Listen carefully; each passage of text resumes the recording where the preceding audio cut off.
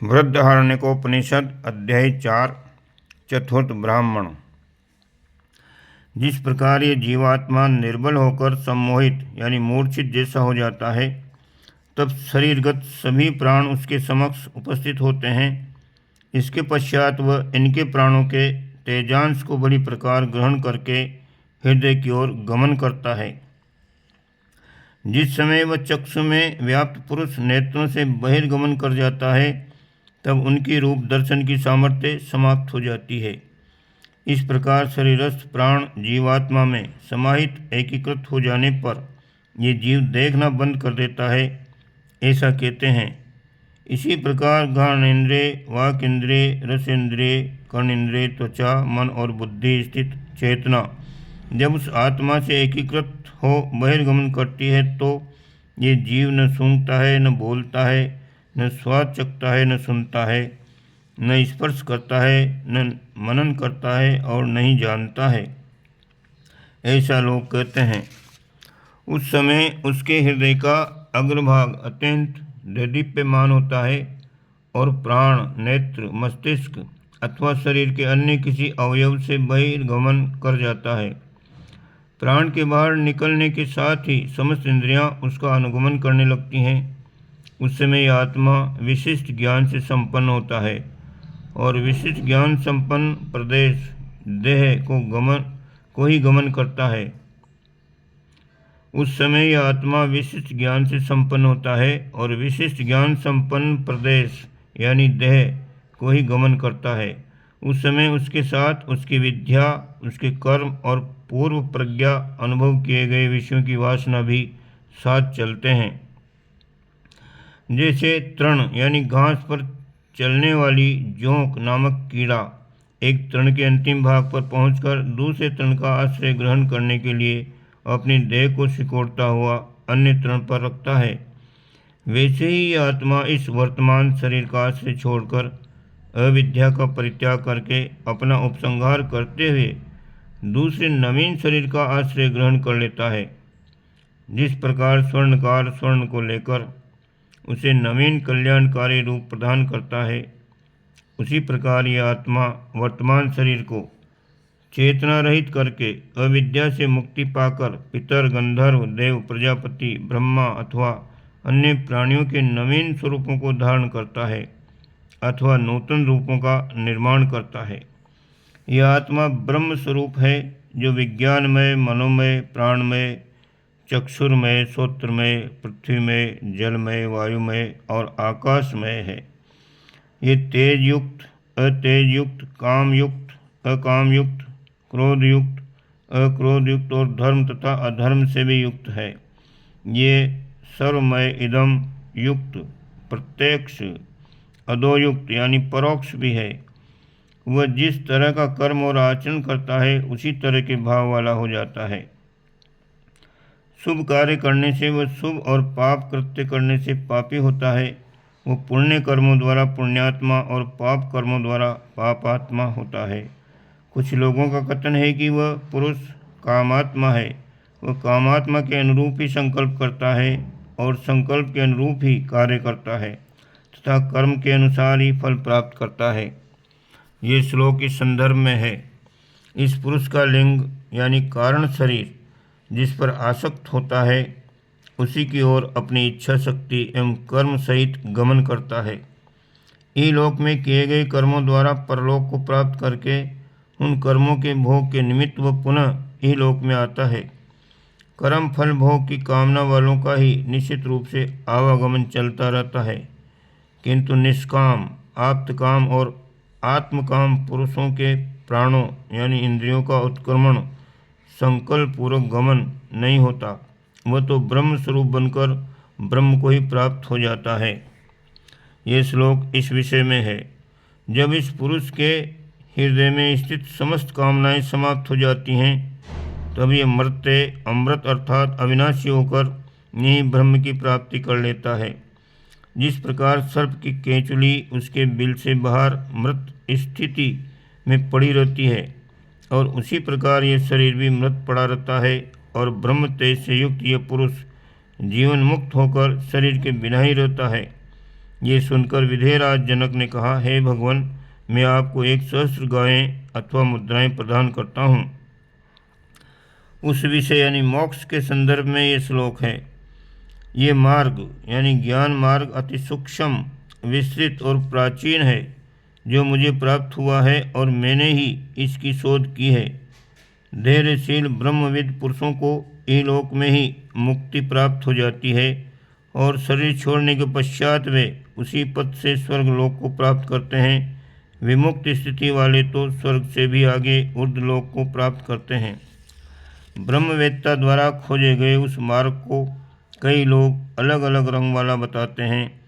कुछ लोगों का कहना है कि वह श्वेत वर्ण का है, कुछ कहते हैं कि वह नील वर्ण वाला है, कुछ उसे पीला, कुछ हरा तथा कुछ लाल वर्ण वाला बताते हैं।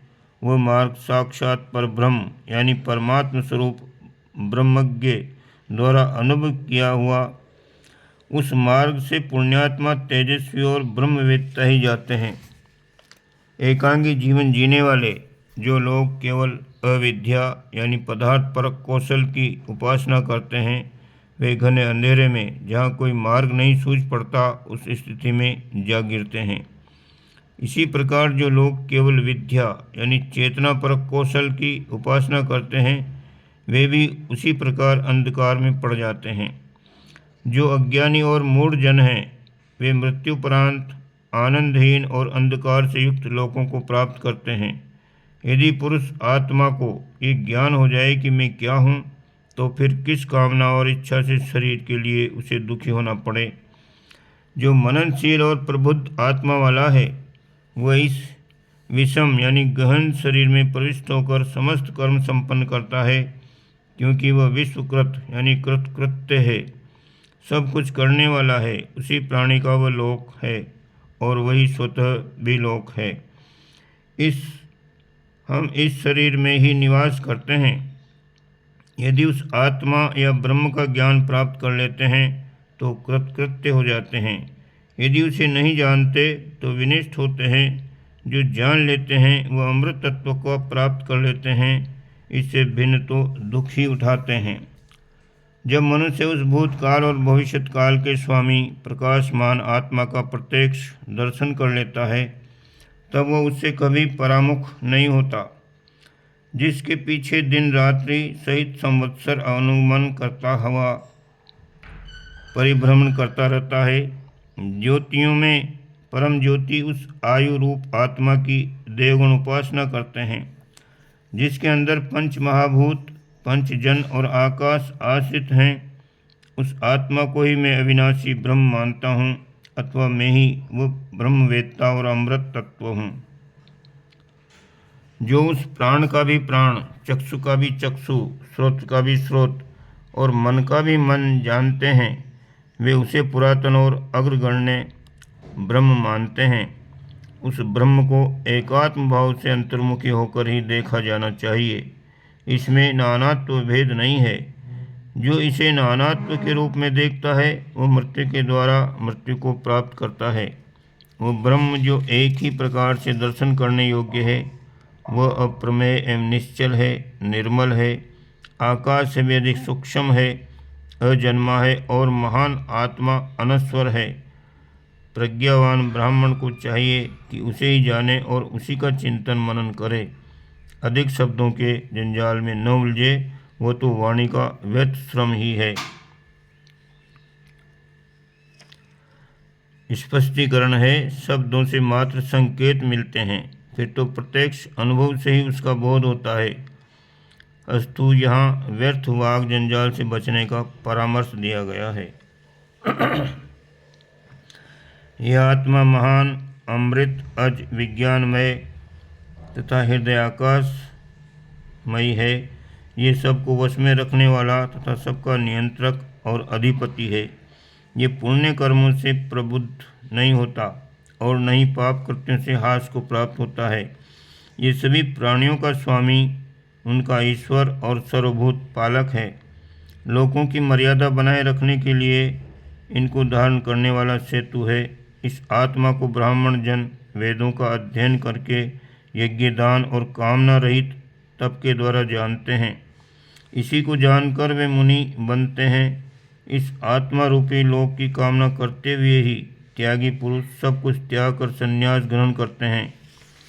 पहले के विद्वान संतान आदि सकाम कर्मों के फल प्राप्त करने की आकांक्षा नहीं करते थे, अर्थात इससे विरत रहते हुए ये सोचते थे कि हमारा लोक तो आत्मलोक है, संतति आदि का हम क्या करेंगे। इसी कारण वे पुत्रेष्णा, वित्तेष्णा और लोकेष्णा से ऊंचे उठकर भिक्षाटन करते थे। पुत्रेष्णा ही वित्तेष्णा और वित्तेष्णा ही लोकेष्णा है। आत्मा का ज्ञान देते समय विद्वजन नेति नेति ही कहते हैं, क्योंकि वह ग्रहण नहीं किया जा सकता, अर्थात अग्राह्य है। वह आत्मा असंग अर्थात आसक्ति रहित है, अहिंस्य है, बंधन रहित अर्थात मुक्त है, व्यथा रहित और कभी नष्ट न होने वाला है। पाप और पुण्य दोनों को लांघने में ये समर्थ हैं, क्योंकि ये किए हुए और न किए हुए दोनों ही प्रकार के कर्मों से लिप्त नहीं होता। इसी तथ्य का उल्लेख ऋचा में भी मिलता है। ब्रह्मवेत्ता यानी ब्रह्मविद की ये महिमा नित्य है, जो कर्म के द्वारा न प्रबुद्ध होती है और न हास को ही प्राप्त होती है। उस महिमा के स्वरूप का ही ज्ञान प्राप्त करना चाहिए। उसका ज्ञान प्राप्त करके फिर वह पाप कर्म में लिप्त नहीं होता।